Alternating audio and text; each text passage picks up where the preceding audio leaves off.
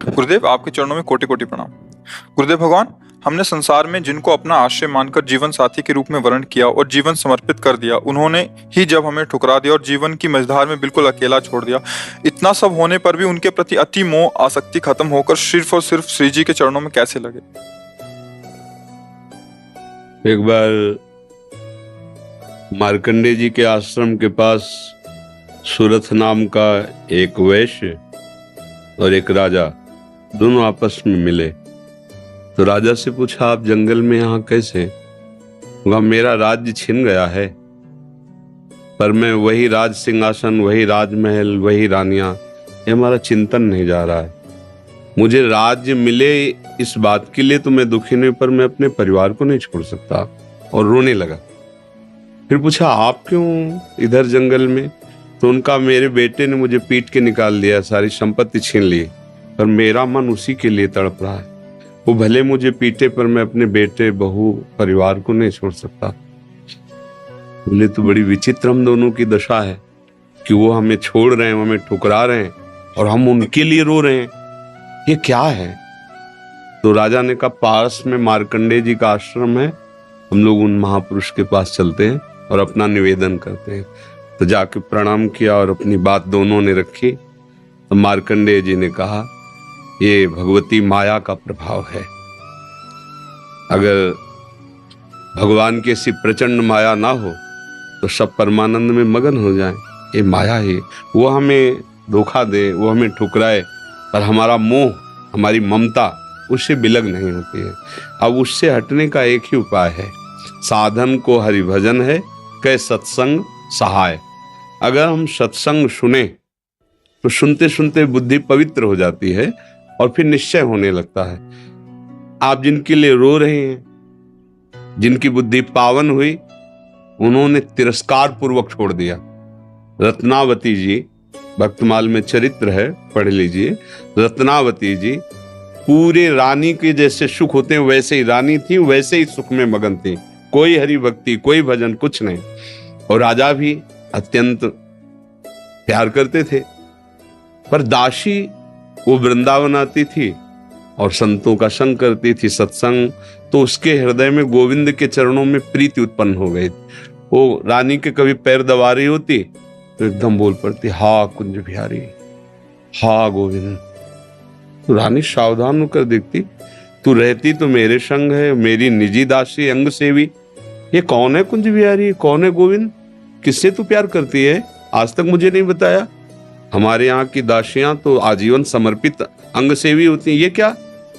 तो मुस्कुरा दी, बोली, महारानी आप अन्यथा मत समझना, ये कोई व्यक्ति नहीं हम जिससे प्यार करते हैं। नहीं, तू पूरी बात बता दो, मत सुनो, नहीं किसी काम के नहीं रह जाओगे। और रो पड़े। भगवान का जो प्यार होता है ना हृदय में, वो अलग कोटि का होता है। वो बस मत पूछो, आप मत पूछो। अब तो और आकर्षित हुई, नहीं आप बताओ ना। तो जब बैठ करके भगवत चर्चा, उनकी रूप माधुरी, गुण माधुरी, अब वो तो इतना उसके हृदय में अच्छा लगा कि पैर दबाने से हटा के सिराने बैठा लिया। देखो तुम अब वहां नहीं, अब यहाँ बैठ के केवल हमें प्रभु की बात सुनाओ। इतना रंग चढ़ा कि हृदय विकल हो, उनका कैसे दर्शन हो सकते हैं? गोविंद के कैसे दर्शन हो सकते हैं? बिहारी जी के कैसे दर्शन हो? तो उनका, महारानी जी एक ही उपाय है, यदि प्रगट में संतों का संग किया जाए तो निश्चित संत सभा में गोविंद छुपे रहते हैं, वो जरूर कृपा करेंगे। तो रानियों कहीं जा तो सकती नहीं, तुम ऐसा करो, बगल में एक भवन तैयार करवाओ संत सेवा के लिए, और संतों को बुलाओ, और हम स्वयं बनाएंगे, संतों को पवाएंगे, उनके श्रीमुख से भगवत चर्चा सुनेंगे। उस समय दिल्ली में बादशाह के समीप विराजमान थे माधो सिंह, उनके पति का नाम था। अब रानी का हुक्म, महल के निर्माण हुआ, पास में संतों, और खिड़की से वो दर्शन करती, फिर सुंदर भोग पधराती, जाके सब संतों को पवाती। ये जब सूचना पहुंची राजा के बाद, बिना हमारे आदेश के संत निवास बन जाना, संतों के बीच में, रानी को ऐसे कोई सहज थोड़ी देख सकता, जाना सब। तो हुक्म कर दिया, बिल्कुल नहीं, संतों के समीप जाना बंद, ये सब बिल्कुल, क्योंकि एक राज मर्यादा होती है ना। और कुछ कठोर शब्द कहे, तुरंत नाई को बुलाया, अपना मुंडन कराया और संतों के बीच में बैठ गए। बोले, आज से राजअन्न का त्याग। अगर मैं कहीं रानी हूं, कहीं भी किसी भी अंग में, मैं उसे रानी नहीं रहने दूंगी जो मुझे संत और गोविंद से दूर कर दे। कदाप ये जब सूचना पहुंची को तो मुड़ मुड़ा के बैठ गई। सोचा ये तो मतलब भारी के भारी अपमान, इससे ज्यादा क्या हो सकता है। अगर मैं मारता हूं तो प्रजा विरोध में हो जाएगी, इसलिए इसको मारना तो है। बोले, एक जंगली सिंह लाओ और छोड़ दो, तो संतों को, रानी को, सबको मार डालेगा। ऐसा ही किया गया। सैनिकों ने जैसे चारा रख के, बकरा आदि रख करके पिंजड़े में सिंह को बंद करके लाए और दरवाजे पे को, वही दासी जो उनकी गुरु थी, वो आरती की सामान दे रही थी और पूजन की थाल लेकर वो ठाकुर जी का श्रृंगार कर। दासी ने कहा, महारानी सिंह। जो ही पिंजरा से खोला गया तो ऐसे मुड़ी, उनका सिंह नहीं नरसिंह, भगवान पधारे। थाल लेके सिंह ऐसे जैसे कोई गाय ना, सीधी गाय हो, ऐसे तिलक लगाया, आरती की, प्रणाम किया। ऐसे सब देखते रह गए। फिर लौटा सिंह को मारी छलांग, तो जो ऊपर बालकनियों में खड़े देख रहे थे ना मानसिंह के आदमी, फाड़ के फेंक दिया और गुर्राता हुआ भाग गया। अगर हम अपनी भक्ति के रंग में आ जाएं तो फिर हमारा ये माया मोह संसार नष्ट हो सकता है। अन्यथा हमारे शब्द तो जरूर अच्छे नहीं लगेंगे, पर सही पूछो तो कृपा है जो असलियत का पता चल रहा है। यहाँ कोई किसी से प्यार नहीं करता। अपने सुख स्वार्थ की जब तक पूर्ति लगती है, हमारा मन जब तक राजी है, तब तक हमें आपको प्यारे कहते हैं, अपना प्यारा बना लेते हैं। और जब हमारा मन कहीं और राजी हो गया तो आपकी तरफ देखते नहीं। संसार का ये स्वरूप, पर मेरे प्रभु का ऐसा स्वरूप नहीं है। सबरी मैया कोई ऐसा थोड़ी बहुत रूप ऊंचे कुल की, ऐसा नहीं था। सबर जंगली जातियों में आती है उनमें, लेकिन भगवान की भक्ति से बड़े बड़े ब्रह्म ऋषियों के आश्रम में भगवान नहीं गए, सबरी माता के। भगवान ये सब संसार यही सब देखता है, तुम्हारा रूप, तुम्हारा गुण, तुम उसके काम लायक हो कि नहीं हो। अगर स्वार्थ की पूर्ति लायक नहीं हो तो कोई भी हो, हट जाओ या वो मार डालेगा। संसार का स्वरूप है, कोई न कोई नाटक करके तुम्हें नष्ट कर देगा संसार। लेकिन हमारे भगवान कैसे भी नीच, पतित, अवगुणी, कुरूप, बिल्कुल मूर्ख कैसा भी हो, भगवान उसे अपनी गोद में ले लेते हैं। तो एक ही उपाय है, भगवान के चरणों का आश्रय लेना, वही परम पति हैं। देखो मीरा जी ठसक से कहती, मेरे तो गिरधर गोपाल दूसरा न कोई। और ये कभी धोखेबाज नहीं है, कभी धोखा नहीं। हम सही कहते हैं। अगर हमें जैसे बचपन से लगे रहे ना, हमें बात समझ में नहीं आती ना, तो हमें जरूर माइक से कहते हैं कि भाई देखो, भक्ति करना ठीक है, पुण्य है, मंगल है, लेकिन हम अपनी छाती की बात कहते हैं। अभी तक कमी हमारी और कृपा उनकी डुबो रही है। बस अगर कहीं कमी है तो हमारी कमी है, उनकी तरफ से कृपा ही कृपा, दुलार ही दुलार है। ये सच्ची मान लो। अगर कोई प्यार करने वाला है तो प्रभु है।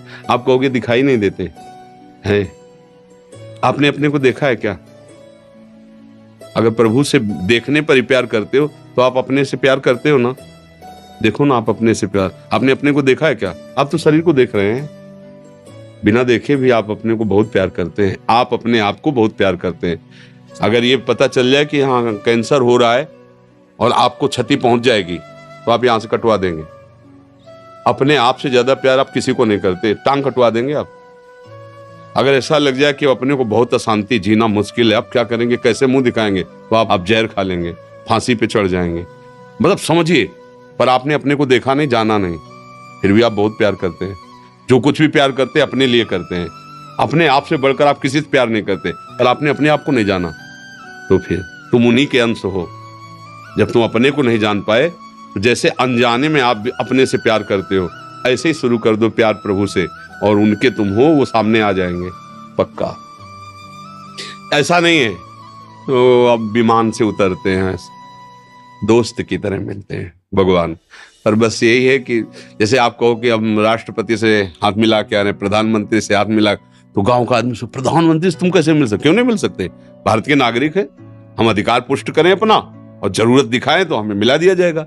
ऐसे हम अधिकार पुष्ट करें और चाहत हमारी प्रबल हो तो हमें भगवान मिल जाएंगे। वहां तो किसी की सिफारिश की जरूरत नहीं, खुद हमारे हृदय की बात सुन रहे। एकमात्र भगवान के चरणों से ही हमें शांति मिलेगी, वही हमारे हैं। दूसरा तो सब छल हो रहा है। माया का पर्दा पहन करके हमारे साथ छल किया जा रहा है, हमारे समय को नष्ट किया जा रहा है। सत्य बात है, न हम स्त्री है न पुरुष हैं, हम भगवान के अंश हैं और उनका भजन करके उन्हीं को प्राप्त हो जाए, यही हमारे जीवन का लक्ष्य है। हम तो बड़ी कृपा मानते हैं, जब प्रतिकूलता मिलती, कोई अपना नहीं होता ना, तब कृपा समझ में आती है कि बहुत कृपा है, नहीं तो इस मोह जाल में फंसकर पूरी जिंदगी बर्बाद हो जाती है। अब सावधान हो जाओ, अब निकल जाओ, पर इधर का रास्ता चलना थोड़ा कठिन है, इसलिए कुछ भी हो जाए फिर इधर नया चुन लेते हैं, नया मित्र चुन लेते हैं, नया घर चुन लेते हैं, नया वर चुन लेते हैं। भाई इधर ही वो खोज शुरू की है ना अनंत जन्मों से, वो ये नहीं समझ पा रहा कि अंदर बैठा है, कह रहा लौट आओ, हमसे मिल लो, पर हम लोग बाहरी खोज कर रहे हैं और वो अंदर ही बैठा है। घर के अंदर प्रीतम बैठा हमारा इंतजार कर रहा है, हम दरवाजे के बाहर भटक रहे हैं, उसको खोज उसी को रहे हैं। जो सुख है, जो शांति है, जो आनंद है, वो प्रभु ही हैं, उन्हीं के लिए हम खोज रहे हैं, पर उनको ना मानकर, ना जानकर अन्य रूप अन्य भाव में, इसीलिए हमें शांति नहीं मिल रही। मुझे लगता है नाम जप करो, सत्संग सुनो और प्रभु को अपना मानो, फिर वो जैसे जीवन निर्वाह करवाएं उनके ऊपर छोड़ दो। वो चाहेंगे पति रूप में मिल जाएंगे, मित्र रूप में मिल जाएंगे, वो जो चाहे जैसे चाहे, पर अपना जीवन का भार उनको दे दे। ये संसार कपटी और छलिया है, यहाँ कपट और छल ही मिलता है। प्रेम तो कोई भगवत कृपा पात्र जनों को ही समझ में आता है, नहीं तो कहाँ प्रेम। अच्छा, वो कौन सा मैरिज कहते हैं, लव मैरिज, तो मैंने प्रेम का विवाह, इससे बढ़िया और क्या बात होगी। भाई पहले तो गांव में था कि वर दूल्हा को नहीं दे, मतलब वर दुल्हन को नहीं देखा, दुल्हन दूल्हा को नहीं देखा। ऐसा नहीं था कि वो लड़की लड़का देख के बाद के ब्याह होता हो, ऐसा पहले नहीं था। गांव में तो माता पिता तय कर लेते थे, हो जाता। मतलब प्रेम का मतलब आपने चयन किया दोनों ने मिलकर, ये तो बढ़िया बात है ना। अब आपका मन मुटाव तो होना ही नहीं चाहिए, क्योंकि दोनों ने प्रेम विवाह किया, मतलब दोनों ने चयन किया, और 1 साल बाद तलाक हो जाता है।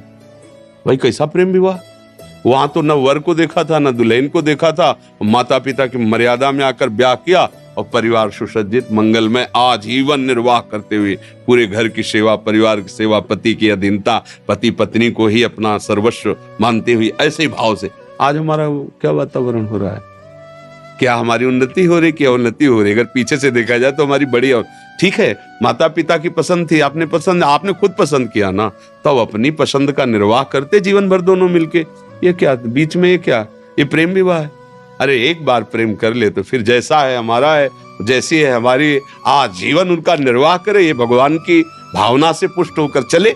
ये क्या दलित दुरा है कि आज इससे कल उससे, फिर ये तो पशु वाली चेष्टा हुई, ये मनुष्य वाली चेष्टा, धर्म वाली चेष्टा, प्रेम वाली चेष्टा थोड़ी।